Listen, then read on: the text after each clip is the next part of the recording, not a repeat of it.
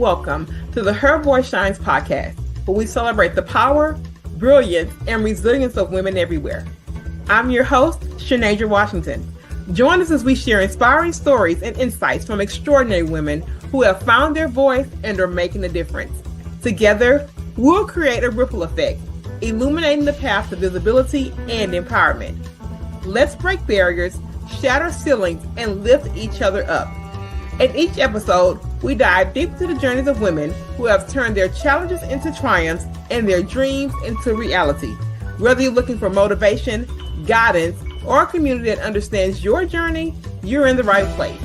Stay tuned and remember, let your voice shine.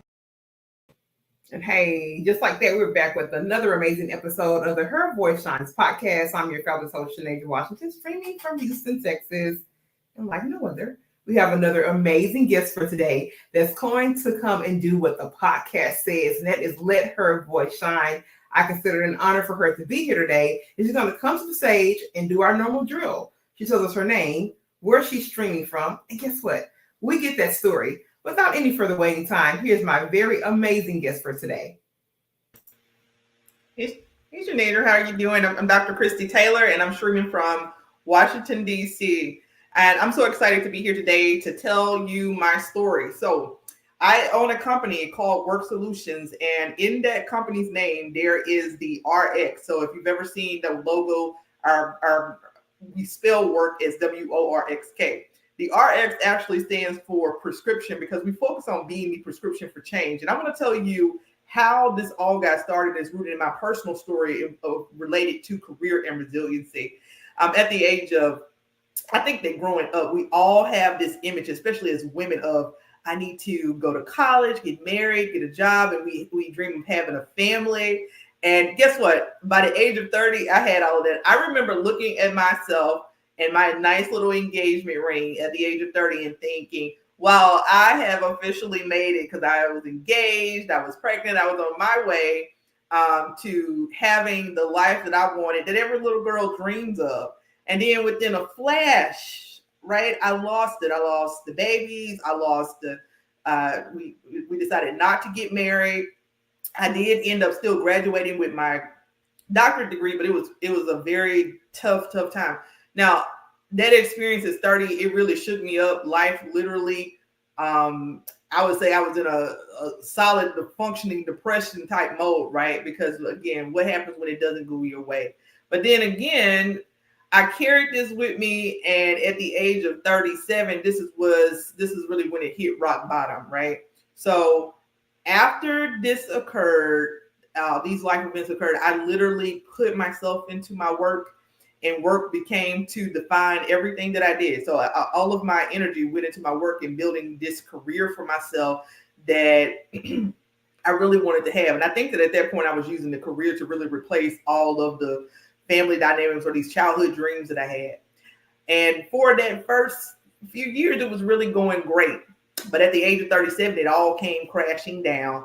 And I truly remember when I did not get the job that I wanted, it came crashing down, and I decided that I got to transition. I literally, at that moment, lost everything. I found myself at the age of 37 years old, Dr. Kristy Taylor, who was well known in the community, sitting on my mama's couch in Pearl, Mississippi, crying. And I did not understand why I was continuously crying and upset. And so I decided I was going to go see a therapist. And she said, Kristy, because you know what happened to you? You have had such a facade of perfectionism that you literally had a nervous breakdown and worked right through it. You have literally worked yourself to death. And I decided right then in that moment that I basically had from the ages of 30 to 37 was a walking zombie. I did not, when I didn't get married and have kids, and I decided to throw myself in my career, and that didn't work out. And I'm sitting here thinking, okay, I am a walking zombie. I decided I'm never going to let that happen to myself again because I missed so many years just going through the motions of life. And I decided that I was going to leverage that to help and support other people, especially women, and to be someone who supports and champions women and encourage women to champion each other. So At that point in time, this was 4 years ago, I decided that I needed to make a shift. Now, I was already a career coach. I was specializing in working in supporting healthcare professionals, but I still wasn't ready yet, right? So I still wasn't quite there. So one of the first things that I had to do to begin to heal myself was I had to make a move. So I sold the house, I left the job, I started everything, I left everything, and I literally started completely over in 2021. I actually that was in 2020. It was 4 years ago. I actually left everything behind, came up to the DC area, and started completely over. And with that, I literally decided to transform my career, transform my life. I've launched initiatives focused on women being resilient, people being resilient in their career. And when we talk about what does that RX stand for, it is literally you as an individual being the prescription of change. So what I do now is I really focus on helping people to become more resilient and letting folks know that, yes, you can hit rock bottom. First of all, life is not always going to go down the path that you want it to go. And so when it doesn't go that way, you have to be able to be resilient and pick yourself up and keep things moving. Second, you have to notice all the signs in your life, right? You can't just walk through life like a zombie. You can't just shift your focus to the next thing. You got to take a moment to address your mental health and to rebuild. And the third thing is that you deserve to have everything that you want, but you got to understand it's not going to go exactly how you want it to go. Once I realized that like, okay, I can make these demands on the universe, right? I can pray for what I want. I can make these demands on the universe, but I got to be open to the path that sometimes the path is going to be winding, right? And so I have to be open that it might not come in exactly the package that I wanted it in, but I'm going to get there. Once I made that decision and became more focused and decided to just take that leap of faith and make that move, my career over the past 4 years has really expanded. It has skyrocketed. I relaunched the business under WORxK Solutions because it had a different name at the time. I relaunched the business in 2022 under WORxK Solutions. And ever since then, I have said and I have made a commitment to being a prescription for change. So if you see that RX, if you see my logo, if you see me, you know that I'm committed to championing people who are committed to making a difference in their organization, in their communities, their organization, and helping folks to become more resilient. I also not only do that as a career coach, but I also champion resiliency in workplaces because I think that people deserve to work in resilient and supportive, healthy and supportive work environments. So that's my story. Again, don't be fazed by the challenges that you might experience, but look at them as helping you to build that bridge to get you to that next step. You know what, Dr. Kristy? In doing these podcasts, and I've told a lot of guests this, that, this has been very intentional for me because I start to get these reflection moments, almost like a portal. Because when you talked about walking dead, walking zombie, I too walked from a zombie, like in a zombie phase from 2013 to 2020. Same number of years, which was 7. Same place of year in terms of time, 2020. Chills. Yeah, I didn't even realize personally that I had it was me having to go to a therapist for her to say, you had a nervous breakdown, but you were so busy working that you literally worked right through it and you didn't even recognize what was going wrong with you, right? Because sometimes I think that we get this facade of perfectionism, especially with me being Dr. Taylor and in the environments that I was working in, right? I had to have some level of professionalism and perfectionism because there were always eyes on me. But inside I was suffering. But I didn't, again, just going through the motions of it and didn't even realize what was happening to me. Yeah, and I think it's that not realizing, which is so dangerous. So in my zombie phase, I did the same thing. I used to work like 65-hour weeks in financial services. And that was my medicine, Dr. Kristy. I thought, because nobody in my family was talking about the big trauma that had happened to our family in 2013. Everybody else was just going on and miming. We had a traumatic death that impacted so many of our lives. And I didn't know how to deal with it. So work was, I thought, the medicine. So I put my head down and I worked and worked and worked. And you think, how long can you do that? Well, for 7 years till it hit ahead. And how did it hit ahead? Similarly, because I kept on trying to figure out why am I just so bogged down? What do I want to do? I know I need to get out of my workplace. It was becoming toxic and I just couldn't put the thing on it. And I finally sat down and I pulled out my resume, Dr. Kristy, and I had been putting it off for at least a couple years. I knew the writings on the wall, but it was time for me to go, but I couldn't do it. So I finally pulled out the resume. When I pulled out the resume to work on the resume, I started bawling like somebody died. Felt a sense of relief. Bawling. Relief. And when I pulled the resume out, I couldn't understand like really why I had that reaction. Why was this one task that, initiated or ignited that response? I couldn't figure that out. I meant to say that was release. My bad, not relief. It was release. That bawling was all this pent up stuff that was in you. Yeah, it was definitely the stuff that was pent up. And then what I had learned in that moment, I had been saying out of my mouth that I had to, get somewhere else and get another job and do this. But it wasn't until that moment that I asked my Lord and Savior for freedom in the next phase to create something. That's where the blockage was. So when she was saying that, and also too, not only that, the Walking Dead stuff I still had not healed from. So that release then transcended my healing, if you will, or the path toward healing, that walking zombie kind of path, because I had to have the release to, number one, understand that something's not right. So when you said you had this experience, I'm sitting here like, oh my gosh. And that's why I'm just so happy that this place exists, because I'm like, literally, I have chills. And you can see my arm, I have chills when you said that, because the number of years, exact same. The year in which you said, I'm getting out of here, 2020, mine too. So I'm like, oh my God, that's why people in these spaces are so important, so that we talk about these things so women do not get to a place to where it's rock bottom or it's term nervous breakdown. They can actually start to notice some of these cues and take the appropriate action. And you kind of touched on this, Dr. Kristy. I want to ask you this, because you said, we talk about the walking zombie phase. A woman may not know right now that she's a walking zombie. She may not know. She may think that everything's okay. I'm just going with it. I'm just going with the motions or whatever. What would you say would be maybe the top 3 signs that, baby, you may be walking dead? I'm going to start with number 1 is you making the excuses, right? Immediately after I left that job, I almost set myself up in the same situation again.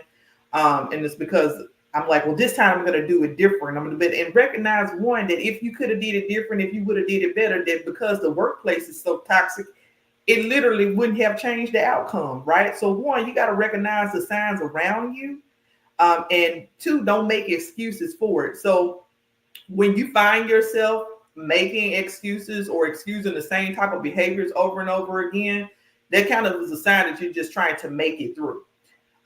When you start, the other thing is when you start noticing your own health and you are kind of like in this cycle, right? But again, I really think, we can talk about 1, 2, and 3, but I really think the biggest thing here is like just excusing everything. You see it, but it's like, well, I got to work through this because I got to have a retirement. I have to work through this because we got a major project due, and I'm building a resume for myself, and I'm going to continue to build, and I need this job, right? Because I have bills. It is literally the excuses that we make. The other things is, you're getting warnings maybe from people in your family or your colleagues. If you see your colleagues continuously leaving, new people coming into a job, and it's within 3 or 4 months, they gone, the turnover rate, those are things you really need to be paying attention to. Those are toxic work environments, because look, we don't always realize like the work that we do, the impact that it's having on our daily life. So the last piece of advice I would give is just consider looking at how the work you're doing is impacting your daily life. Do you even have a daily life? Are you bringing work home? I mean, I had a boss who felt like she could call me 5 o'clock in the morning, 6 o'clock. Like, you know what I mean? There was literally no time limit. There was no boundaries in place. So pay attention to the boundaries, but pay attention to the turnover, and pay attention to the excuses that you have to make for those types of positions, because that right there is telling you that you're in walking zombie mode, because the signs are there. It's burning down, but you're just choosing to make excuses about it because you feel like you need this or got to have it. I promise you, the moment that I said I'm not doing this anymore and stepped out on faith and gave it over to God, I left that job making about $30,000 more than what I was making. I didn't even see that potential in me because I had such tunnel vision about what this had to be or what this had to look like, right? So I literally chose to ignore the fire that was burning around me by making excuses. Mm. That excuses is definitely a heavy thing. So I really hope you guys pick that up, because that's one of the number one things that I noticed when talking to women, even as early as today. I mean, had a certain situation today where excuses tend to be the leading factor to really sometimes demise, because it's all these different things. You're making all the excuses out of your mouth, and first taking accountability and then saying, what can I do to pivot out of the situation?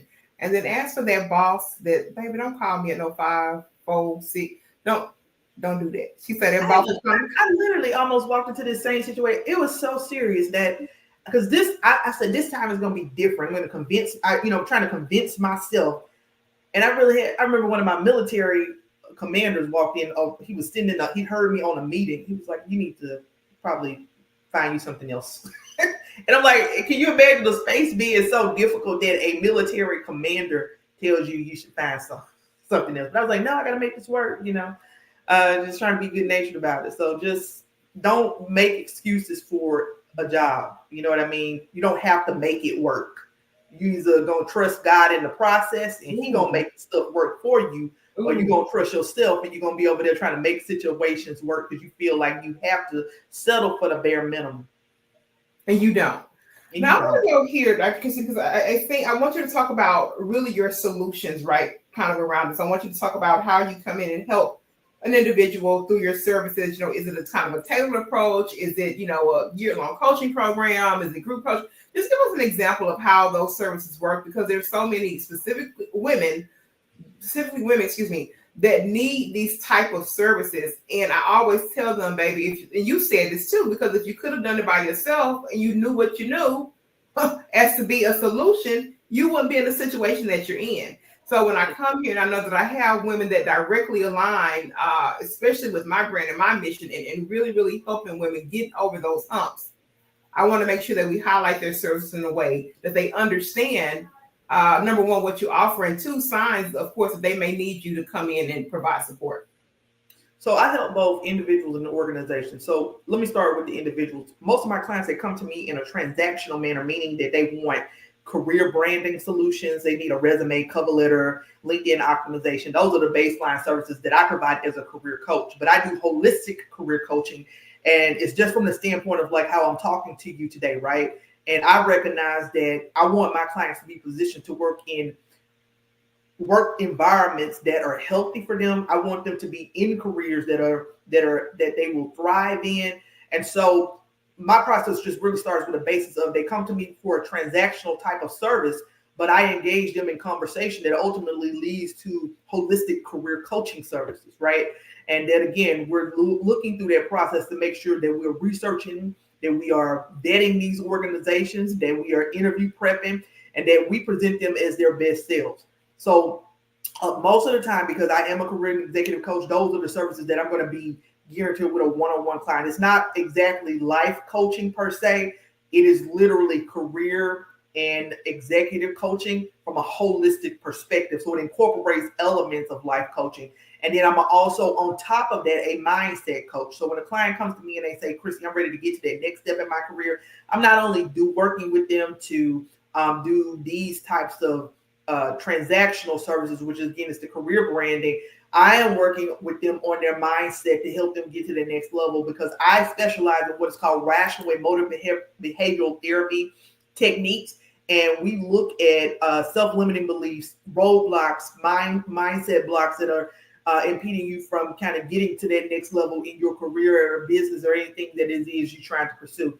Now, my coaching program, I offer the Brace for Impact coaching program. I usually once or twice a month will do a free workshop where I'm really focusing on what I like to call career mindset and career branding. That's usually how I will bring in clients holistically. And then from there, clients can decide if they want to do my Pace for Impact, which is interview prep focus, or my Brace for Impact, which is the self-paced career program that I have that, again, focuses on holistic career development and to include mindset, career branding, and interview preparation. And as well as then a third level for me is when clients choose to work with me one-on-one. That is a 90-day program where, again, we're going through and we're working one-on-one. The Brace for Impact program is self-paced, and I come in and I do office hour consultations, and clients can literally drop in. They can ask me anything, and I do on-the-spot coaching. Sometimes we'll do interview prep. If they're having mindset roadblocks, we work to overcome that. And then the individual is where I'm really working with clients one-on-one to address and solve their needs. We create and set a goal, and over that 60 to 90-day period, we focus on rebranding their career, the job search process, interview preparation, mindset calibration. Those are the things that we really focus on in that one-on-one program.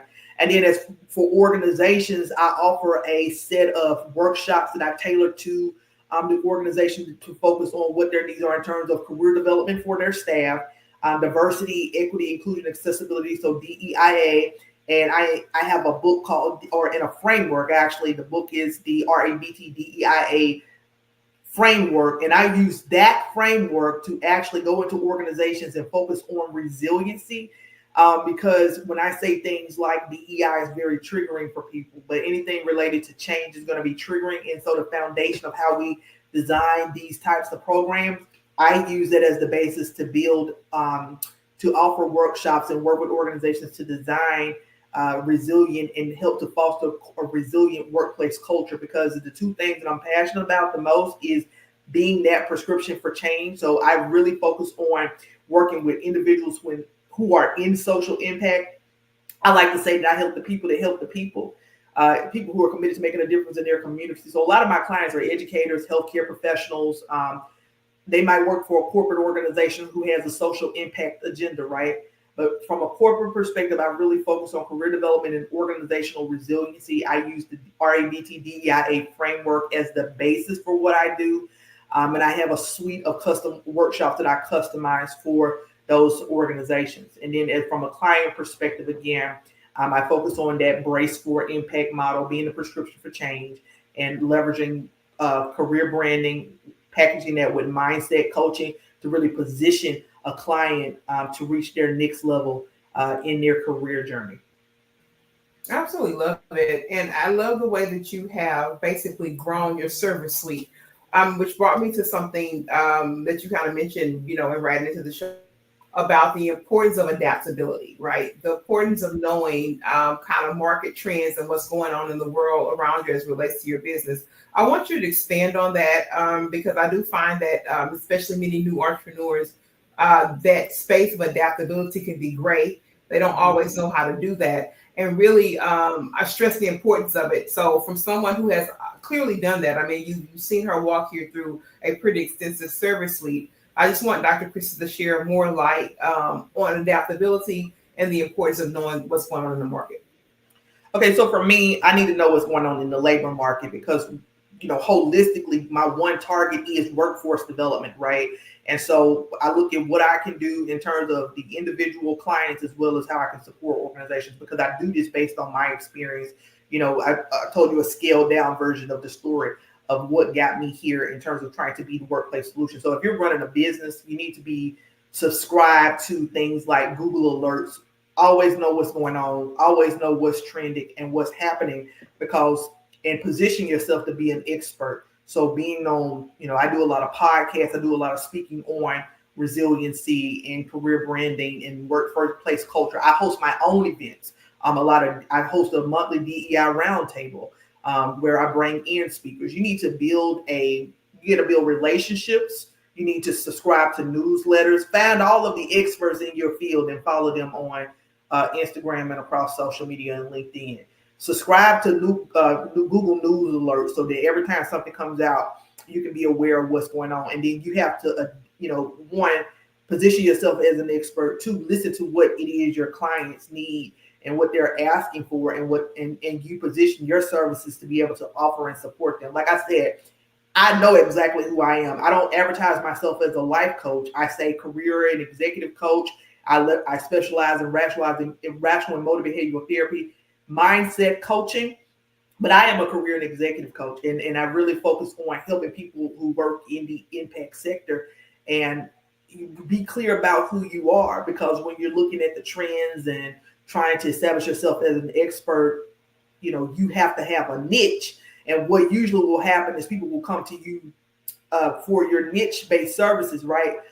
But you end up offering and being able to provide them with other things. So for a simple example would be a company comes to me and they say, Kristy, we would like you to do this workshop because my core workshop, we talk about resilience, is actually called Rooted in Resiliency. I literally use that workshop and I adapt it to my different audiences, whether I'm doing, corporate groups or maybe local organizations, right? Well, through a conversation that can turn into, okay, we identified these roadblocks based on our discussions in that curriculum. And we want you to come back and we want you to do some coaching. So from there, that just went from me doing a workshop to doing coaching for their clients. So you have, again, your core. So I talked about what my core was here, but clients will also, engage with you for other services because they don't want to bounce necessarily from person to person, but they'll engage with you for other services. And a lot of times, if you're really good at what you do, my clients come back. So it might be 2 or 3 years when they're ready for their next job, but they're like, hey, I tried to update my resume myself. Can you help me with this? Right. I'm kind of like the perpetual career coach, their lifelong career coach and guidance. So you got to know what the niche is and you got to be proactive. I'm on YouTube every day watching stuff related to career branding and coaching because I'm always trying to get better at what I'm doing. And I'm always trying to know what's going on. And so, and then too, a very simple thing that you can do is if you're on LinkedIn or Facebook, share an article and make a comment on it. And then, engage people in conversation about it. But that's going to help you to be clear about what you do. And then understanding your audience will help you to adapt your services to accommodate what they are. Because remember, you can say I'm offering 1,000 things, but if it's not selling, then, if it's not profitable for your business, if it's not selling, then you got to readapt and readjust because, again, you're here to sell to the audience that's going to actually purchase your services. So you got to give the customer what they need and not just what you envision as something being, oh, this sounds great, Yeah, and that's so important. And one of the things that you mentioned was, of course, that number one, hearing the need. And then number two, adapting and tailoring your products and services to the need. And it sounds very simple, but it's a area where I see many newer entrepreneurs actually miss. You know what I'm saying? It takes them a long time and, 10 or 12, 13 different products to finally land and say, okay, this is the one because now I've listened to the need of the market. A core, like my curriculum is a core basis, right? And then when I'm working with people, I'm listening to what their needs are and I can just go, hey, I have this curriculum. If I tweak this here, I can adapt this to you. So that way you're not always having to start completely over with the process, but you got a baseline. So I'm not going to go out and create 5,000 workshops on the same topic. I'm just going to have a baseline workshop. This is what we do, right? And when I'm with that audience, I'm going to if I'm going to contract with a company or organization, I'm just going to readapt that same curriculum to whatever the needs of their audience for. And usually it's probably like 5 to 7 slides at most. I love it. And that's a work smarter, not harder tip. So thank you, Dr. Kristy, for that one. We can't leave here without you telling us where we can find you on social media. I know you're all over the place, but if you give us some good contact details so we can have that for our podcast listeners and they can have that for their diary, if you can provide that now.